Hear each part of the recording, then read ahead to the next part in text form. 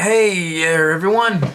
Welcome to another Remington's Ramblings. Alright, so what have we got on our plate this time? Okay, so, I'm selling stuff on eBay and everything. Well, to be perfectly blunt, I'm not running a charity, meaning I'm not looking to give things away for free. Honestly, as is the business of anyone who is selling stuff on eBay, I'm out to get as much money as I can for the stuff that I have up there, I mean, why do anything less? So basically, there's this one person who had been bidding on some of my items, and then he goes and he cancels some of his bids. And the reason he cited his canceling of his bids was that he couldn't contact the seller, meaning me. And of course that is an absolutely bogus reason for canceling bids. So I go ahead and I contact him. And I say, "Hey there, I don't have any trouble contacting you." And he sends me a reply and he says, "Don't be like that, man. Don't be like that." Don't be like what?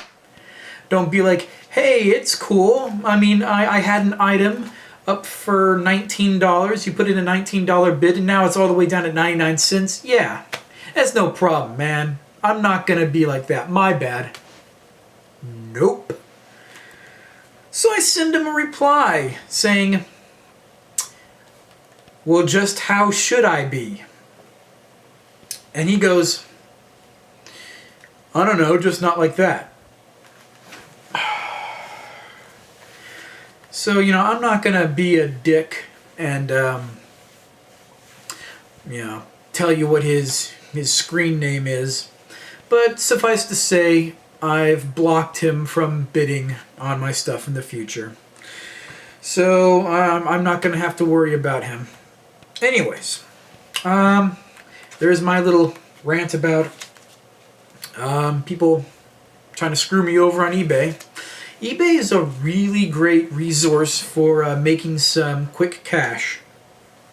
You can really, hit a home run in there, or you can kind of fizzle out because, basically I list everything that I have, most of the stuff I have up there for sale for like 99 cent starting bid, because the lower the starting price is, the more likely people are to bid on things. I mean, it's just common logic. The higher something is, the less likely people are to bid on stuff. So I started stuff out usually at 99 cents.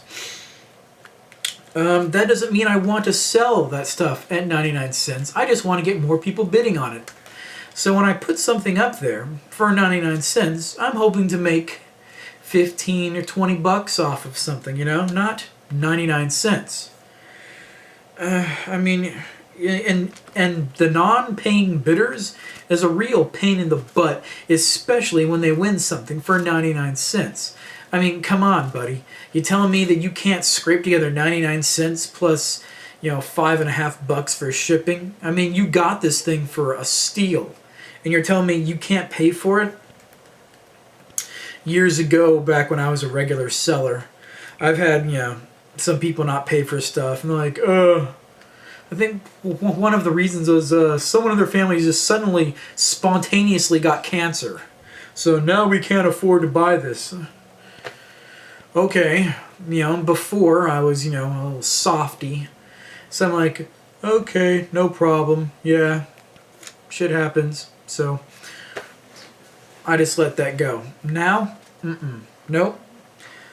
People just don't spontaneously get cancer when they're bidding on my items. Just doesn't happen. Especially when it happens kind of often. We're not living in the DC wasteland. You're not just going to suddenly get cancer.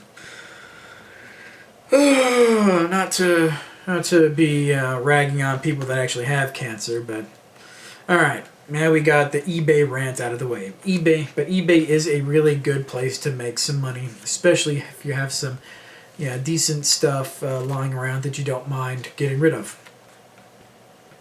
Okay, so last time I talked about how I got my Super Nintendo. Let's finish the story out with how I got my Nintendo. Alright, so basically I left that part off with the entire list of things I had to do in the Nintendo contract in order to play. Alright, so yeah, there was this whole list of things that I had to do in order to be able to play Nintendo for 1 hour every day. Now, of course, when, the Nintendo contract was first drawn up, I did all that stuff because I wanted to play Nintendo. I mean, finally, after all these years, I finally have a Nintendo. I mean, it was too long, far too long. But now I had a Nintendo. But of course, I had to do all these things to be able to play it. And, I wasn't going to risk not being able to play it. So I was doing all the stuff, everything that the list said. But, of course, after a while, I started not doing stuff, I hated practicing that clarinet, so I would skip some days. It was really difficult to skip practicing an instrument because, I mean, if you're doing homework and you say that you've done your homework and you really haven't, which is something that I sometimes did, I mean, it's really easy to say, yeah, I did my homework, as long as your parents don't check it. But with an instrument, different story, because they can hear you. They can hear you practicing in your room. Someone suggested to me that I should, just record myself playing, and then play this recording, once a day, every day, and they would think I'd be practicing. Of course, I didn't have recording equipment, especially back then. And I thought that it would be, it would seem kind of suspicious if I would just, kept playing the same thing over and over again every day, making the same mistakes. Yeah, I would get suspicious. I knew my parents would probably get suspicious. But, I wouldn't practice the instrument every day. Chores kind of wouldn't get done. And I still got to play Nintendo. But, after a while, my parents, started putting their foot down, like, you will do this stuff or you don't get to play the Nintendo. Well, one thing led to another, and I guess I got in trouble, and so they took away my ability to play Nintendo. Now, of course, with other people, this isn't a big deal. With other kids, they're like, I'll just wait until, the parents are gone or whatever, and then I'll go and play Nintendo. Or my parents are in their room and the Nintendo's in the living room, I'll just turn off the sound on the TV and I'll still play Nintendo. It's not how it worked with me. You see, in order to hook up the Nintendo to the TV we had, there was, typically you just have your audio video cables. You plug one into the Nintendo, the other end into the TV, and that's how it worked. Well, not so with this TV. We had to take one of those backup routes. So there was this big workaround with like these different wires and stuff, and basically it came down to there were these two wires, and they were both male type wires that you were supposed to be able to connect together to be able to play Nintendo. So in order to connect these two wires together, you needed this what became known in the household as the piece. This was the piece, the Nintendo piece. It was this little bitty thing about this big that you would screw together so you could connect the two wires and play Nintendo. Without the piece, Nintendo could not be played. So they could seriously, literally take away my ability to play Nintendo. They could be gone for a long weekend, me at home, and I wouldn't be able to play Nintendo unless I found the piece. So, the piece got hidden in several different places because, I would be able to find the piece sometimes. There was a slight workaround. One time I was able to get my sister to hold the two wires together. These little pins. I mean, seriously, they were like V's, these kind of pins. And if you held them together just right, it would make the connection and you'd be able to play Nintendo. So one time I got my, and if they separated, that was it. That was it. You couldn't touch them together and pick up where you left off. It was like the system just reset itself. So one time I was able to get my sister to hold these things together for probably about an hour and a half while I played Nintendo. And the connection was really bad. Like the picture was all fuzzy, but I got to play Nintendo. But typically that didn't happen. So the search for the piece was on. It was like an Easter egg hunt, only you couldn't let the parents know that you were looking for the piece. Even though they knew that you were going to be looking for the piece, you couldn't let them know about it. The piece got hidden in different places, hidden in the closet, in my dad's desk. One time, my parents came up with a really ingenious place to hide the piece, and I can't believe I never found it. When you open my bedroom door, there's this picture hanging right across the hallway. So you open up the door and bam, there's this picture. They put the piece right on top of the picture frame. There it was. It just sat there, these little piece just sat there on top of the picture frame, and I never even knew it was there. I would walk by it every day. I'm sure it was a big hoot to my parents. Probably laughed their heads off about it so many times. And this thing I wanted so bad was so close, and it was right there in plain sight. That is when I learned that you can hide things really well in plain sight if you're clever about it. But finally, a friend of mine just happened to notice it right out of the blue one day. He's walking down the hallway and, hey, look, there's the piece. Of course, this was a Saturday, and my dad happened to be home. And so he walks out in the hallway and takes the piece and hides it somewhere else. So I never got to use the piece. If I'd known that the piece was there, I could have played Nintendo for so long. Just you connect the piece and play Nintendo. When my parents coming home, oh crap, hit the power button, unscrew the piece, put it back on top of the picture frame. The piece, the piece, the piece. And you know what? I think that piece cost about $2 down at Radio Shack. That's where my dad got it, Radio Shack. And that piece cost $2. Now, of course, as I said before, I never really had any money when I was a kid. I would sometimes be able to come up with ways to get money, but I rarely ever had money. And when I did have money, there was always something that I wanted to buy. So money, when I was a kid, would just burn a hole in my pocket.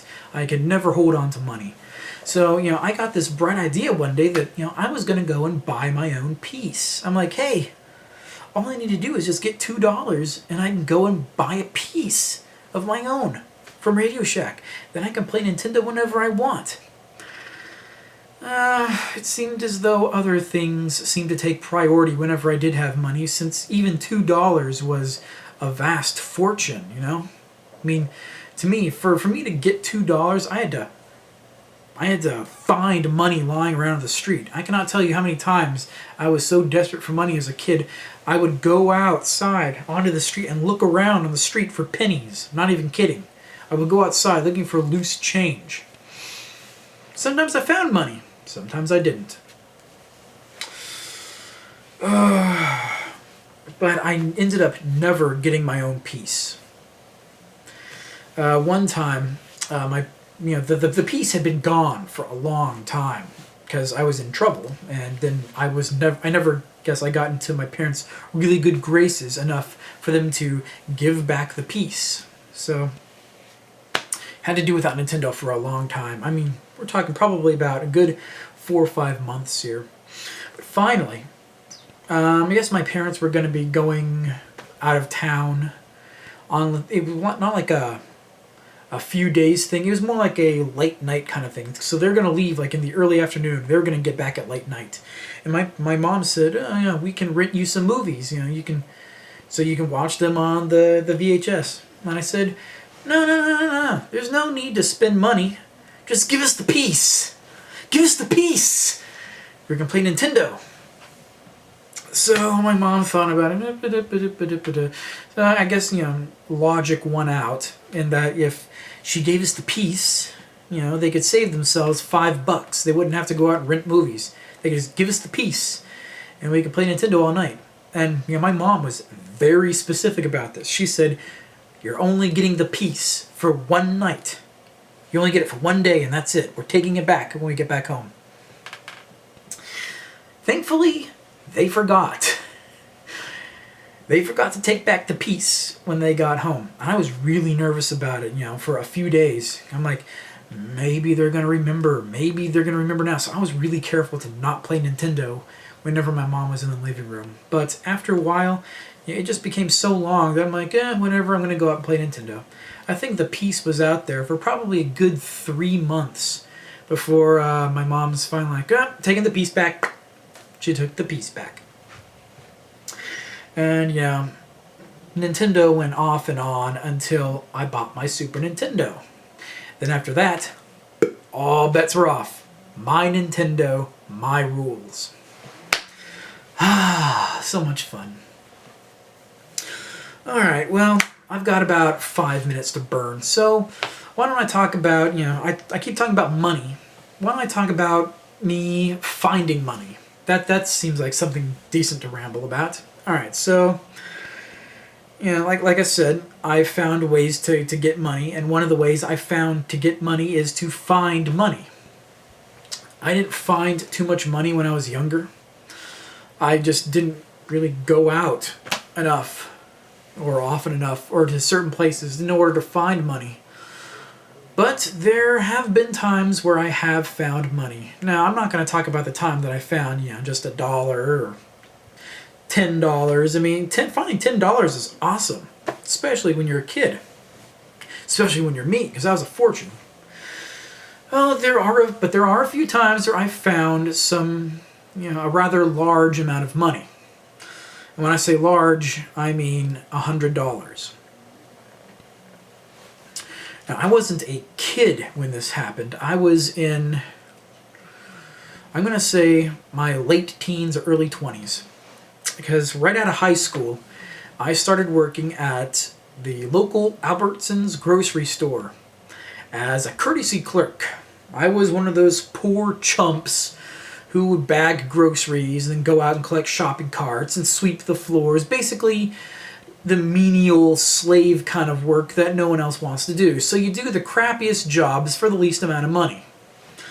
Because you're just one of those guys.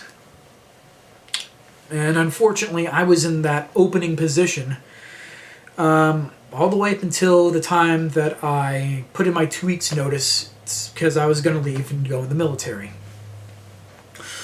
Now, at Albertsons, you're not allowed to accept tips. That's one of the things they say. Our courtesy clerks are not allowed to accept tips, which I find to be bullshit. Since, they paid me crap anyways. If someone was going to just give me money, someone is giving me money for doing my job. Outside of the employer. So it would really piss me off when someone's like, here, they're handing me $1 or $5. Then the checker would say, oh no, our courtesy clerks cannot accept tips. I'd be like, I'm going to choke you. So whenever I did find money, I just said, this is just payback. This is just good karma for not being able to take any of those tips. So here's this money tax-free. So the first time I found, a large amount of money, I was at the grocery store, and it was raining. And when it rains at the grocery store, that means bad news. Because people are not really inclined to return shopping carts to the front of the store.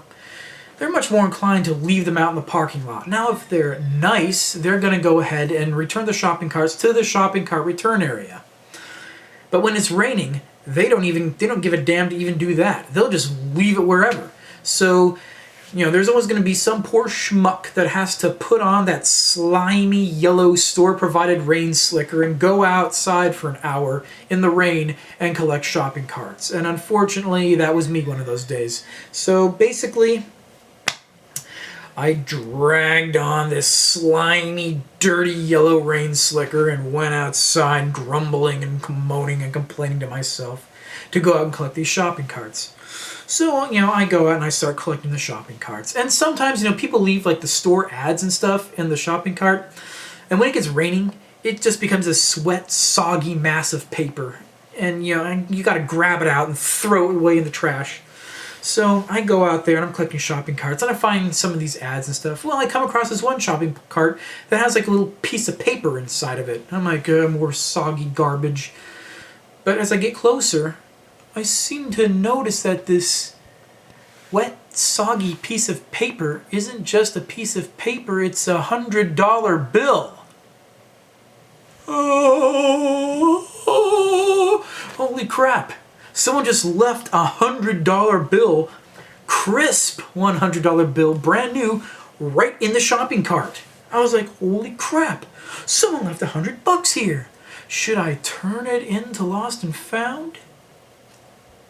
No. So what I did is I grabbed this $100 out, put it in my pocket, brought the shopping carts up to the front of the store, went back out of the parking lot, all the way to the back to my car, unlocked my car, put the $100 inside. I hid it really well, closed the car, locked it up, and I'm like, if someone, reports $100 missing, I can go and get it out of my car and turn it into lost and found and say, oh, I found this. So I wouldn't get in trouble.